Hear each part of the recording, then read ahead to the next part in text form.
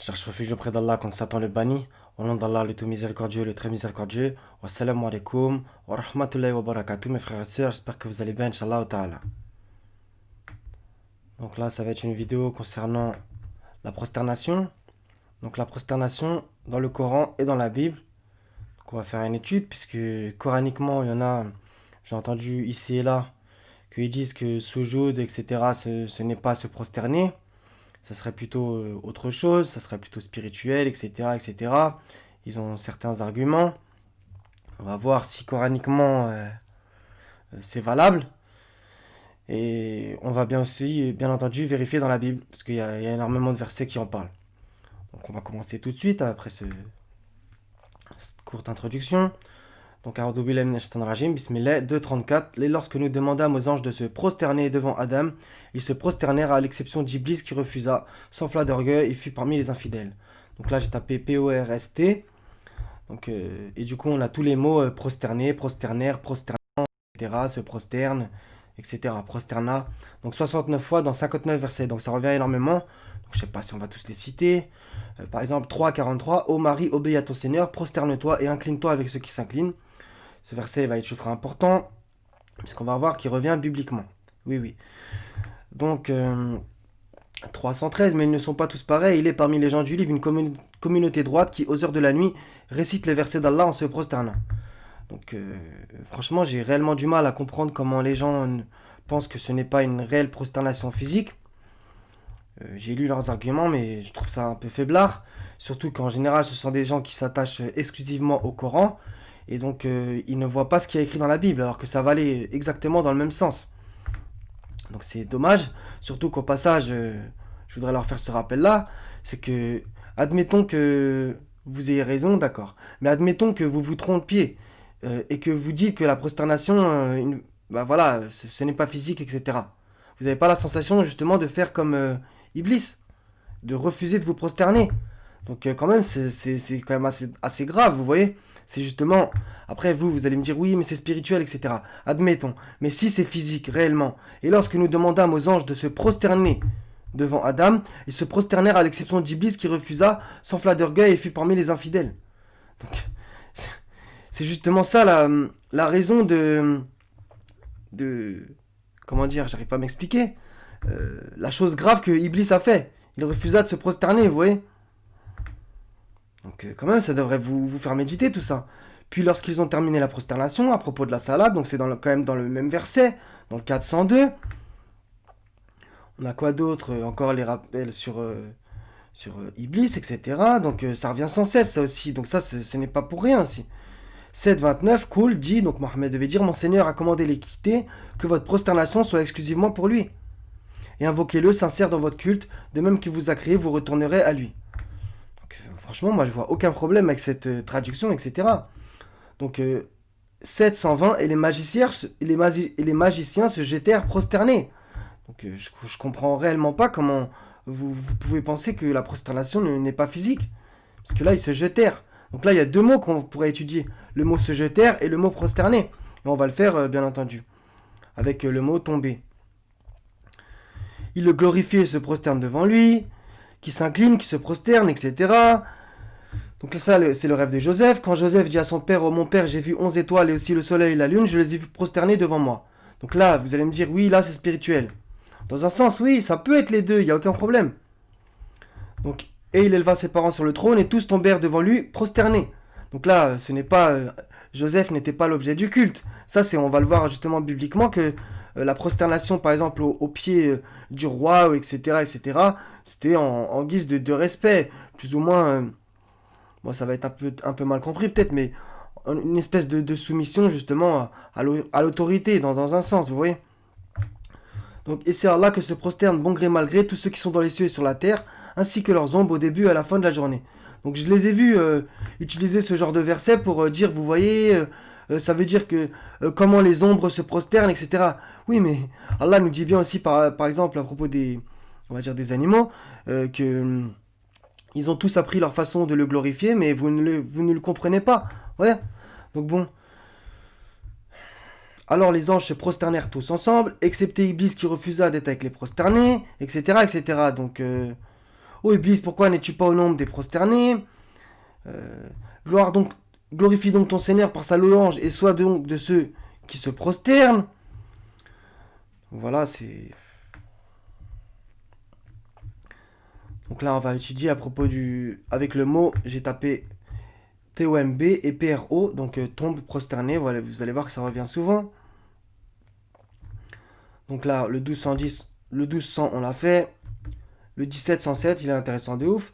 Dit cool, croyez ou n'y croyez pas, ce qui a la connaissance a été donné avant cela, lorsqu'on le leur récite, tombe, prosterné, le menton contre terre. Donc là, vous faites quoi? Donc vous allez me dire que toute cette fin de phrase est complètement mal traduite. Ça ne colle pas. Il tombe déjà, premièrement, donc c'est physique. Vous ne pouvez pas me dire que ça c'est spirituel, le fait de tomber. Ensuite, prosterné, et deuxièmement, le menton contre terre.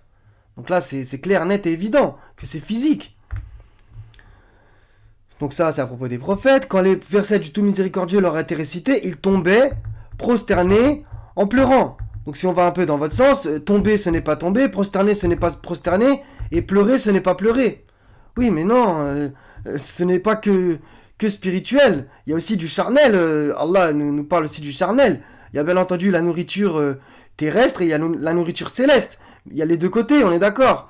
Mais il y a des choses qui sont exclusivement physiques, d'autres qui sont exclusivement spirituelles, et vice-versa, et d'autres qui sont les deux. Autant qu'il y a des versets temporels, d'autres intemporels, d'autres les deux, etc. Vous voyez? Donc 26-46, alors les magiciens tombèrent prosternés. Donc voilà, c'est clair, net et évident. Seuls croient en le verset, ceux qui, lorsque l'on leur rappelle, tombent prosternés, et par des louanges à leur Seigneur, célèbrent sa gloire et ne s'enflent pas d'orgueil. Donc voilà, il demanda donc pardon à son Seigneur et tomba, prosterné et se repentit, à propos de David. Donc franchement, coraniquement, il y a zéro problème. Donc là, on va étudier un verset, le 32-15, justement, c'est dans la sourate Sajda, donc traduit par la prosternation. Donc justement, ça c'est un verset où, par exemple, dans tous les Corans, il y a écrit que il faut se prosterner après la lecture de ce Coran, de ce verset. Donc ça, c'est encore un autre débat. Donc là, pourtant, ce n'est pas des traductions hadithis, vous voyez. Tombe prosterné, tombe prosterné, tombe prosterné, tombe prosterné, etc. Il n'y a que dans mot à mot où il a mis prostré, et il a pas mis, il a mis un point d'interrogation. On va voir c'est quoi le mot. Karu sujadan, ok. Donc prostré, il a mis sujadan, prostré, prosterné. Bon, ça se discute. Donc c'est le mot karu, ok. Donc on clique dessus. Karu. Principe actif, sens verbal de la racine. Produire un bruit en se déplaçant. Ronronner, murmurer, bruire, ronfler, tomber de haut en bas. Déjà ça peut nous intéresser. Donc on est debout, on tombe de haut en bas pour se prosterner. Donc c'est très intéressant. Se prosterner et aborder, ok. Donc il y a bien se prosterner. Maintenant, il n'y a pas écrit se prosterner dans afficher, masquer la définition. C'est vrai. Basculer, chuter, crouler, dinguer, effondrer, cascader, tomber. Voilà. Il y a écrit tomber. Ok. Je dis n'importe quoi puisque c'est le mot tomber là qu'on cherche. Ce n'est pas le mot prosterner. C'est le mot karu. Sujadan, c'est prosterner. Donc il y a bien la notion de basculer, chuter, crouler, dinguer, effondrer, cascader, tomber. Donc voilà, il n'y a aucun problème. Que le mot karu, ça veut dire tomber. Donc il apparaît occurrence de ce mot dans le Coran, 1958 et 32-15. Donc on va voir le 1958 ce que ça dit. Il tombe prosterné en pleurant. Donc voilà, on l'a récité. On l'a récité. Voilà, il tombait prosterné en pleurant. Donc franchement, coraniquement, il y a zéro problème que la prosternation, c'est réellement physique, ouais. Donc je pense que c'est tout coraniquement. Maintenant, on va passer à la Bible. Donc là, on est dans l'évangile, Matthieu 26, 39 à 40. Vous allez voir, c'est ultra important. C'est Jésus quand il était dans le jardin à Gethsémani. Il commence à éprouver de la tristesse et des angoisses, au passage. Il leur dit, alors, mon âme est triste jusqu'à la mort, restez ici, éveillés avec moi. Puis, ayant fait quelques pas en avant, qu'est-ce qu'il a fait? Il se jeta sur sa face et pria ainsi. Donc là, c'est parfait. Il se jeta sur sa face, donc sous-entendu, il tomba prosterné, sur sa face, donc comme on fait quand on se met par terre, et pria ainsi. Donc il y a carrément tout l'enchaînement parfait. Il se jeta prosterné sur sa face et il se mit à prier. Donc vous voyez. Mon Père, s'il est possible que cette coupe s'éloigne de moi, toutefois non pas ce que je veux, mais ce que tu veux. Donc évangéliquement, ça existe aussi, bien que les chrétiens ne font pas cette prosternation, mais bon, c'est encore un autre débat. Donc là, on est dans Genèse 24, verset 26. Ça va être ultra explicite et ça va confirmer le Coran avec 2 mots. C'est magnifique. Alors l'homme s'inclina et se prosterna devant l'Éternel. C'est splendide. Donc on va y revenir. Donc c'est à la page 1, je crois. Ô mari, incline-toi et prosterne-toi avec ceux qui s'inclinent. Ô mari, obéis à ton Seigneur, prosterne-toi et incline-toi avec ceux qui s'inclinent. Donc là on relit. Genèse. Alors l'homme s'inclina et se prosterna devant l'Éternel. C'est parfait, c'est carrément dans le bon sens. Il s'inclina et se prosterna. Vous voyez, c'est magnifique. Et aussi dans ce même chapitre, j'ai vu qu'il y avait une autre fois. Puis je me suis incliné et prosterné devant l'Éternel et j'ai béni l'Éternel, le Dieu de mon Seigneur Abraham, etc. etc. Donc dans le même chapitre, carrément, ça revient 2 fois.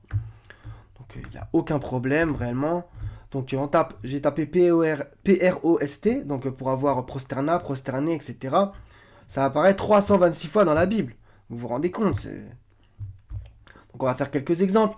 Il leva les yeux et regarda, et voici 3 hommes étaient debout près de lui. Quand il les vit, il courut au-devant d'eux, depuis l'entrée de sa tente, et se prosterna en terre. Ok? Donc là, vous allez me dire, c'est par signe de respect, comme je l'ai dit au début de la vidéo, envers, là, pour le coup, c'était, on va dire, les anges. Ok? Donc c'est Abraham. 19.1, les 2 anges arrivèrent à Sodome sur le soir, et Lot était assis à la porte de Sodome. Quand Lot les vit, il se leva pour aller au-devant d'eux, et se prosterna la face contre terre. Ok? Donc là, on peut se discuter, est-ce que c'était... il se prosterna pour dire, par exemple, gloire à Dieu, ou alors est-ce qu'il se prosterna en signe de respect devant eux? Ça se discute, ok? Et de toute façon, coraniquement, bibliquement, il y a les 2 exemples, ok? Par exemple, Genèse 23.7, Abraham se leva, se prosterna devant le peuple du pays, devant les fils de Heth. Ok? Donc ce n'est pas un culte d'adoration quand ils faisaient ça, ces gens-là, ok? Donc ça, on l'a récité. 24.52 dans la Genèse encore, lorsque le serviteur d'Abraham eut entendu leurs paroles, il se prosterna en terre devant l'Éternel. Vous voyez, bibliquement, il n'y a aucun problème. Donc bon...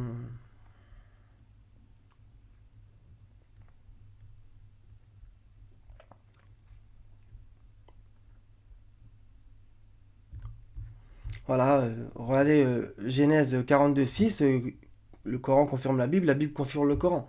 Joseph commandait dans le pays, c'est lui qui vendait du blé à tout le peuple du pays. Les frères de Joseph vinrent et se prosternèrent devant lui la face contre terre, ok? Ça ressemble quand même au verset coranique qu'on a lu, etc., etc., vous voyez, donc il y a énormément de pages, on va pas tous les faire. Regardez, c'est pareil là aussi, vous allez voir, c'est... Exode 4, 31, et le peuple crut, ils apprirent que l'Éternel avait visité les enfants d'Israël, qu'il avait vu leur souffrance, et ils s'inclinèrent et se prosternèrent. Donc vous voyez, il y a bien les deux positions.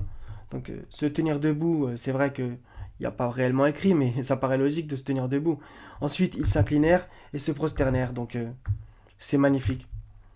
Le peuple s'inclina et se prosterna.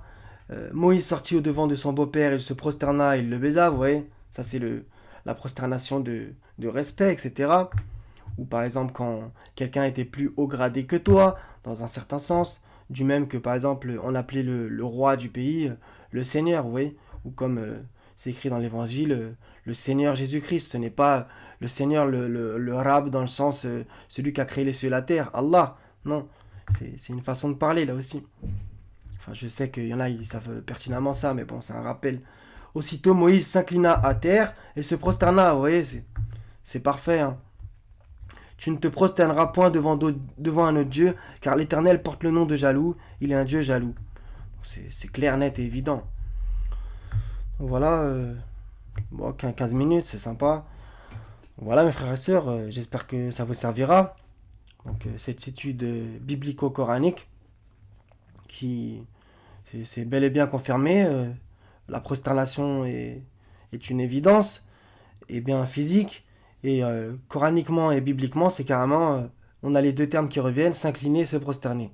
Donc c'est parfait, c'est parfait. Donc voilà mes frères et sœurs, soyez bénis, je vous aime pour la face d'Allah Azawajal, wa salamun ala al-mursalin, wa alhamdulillahi rabbil alamin, la ilaha illa huwa al-hazizul hakim, wa salamu alaikum, wa rahmatullahi wa barakatuh, mes frères et sœurs. À la prochaine, Inch'Allah ta'ala.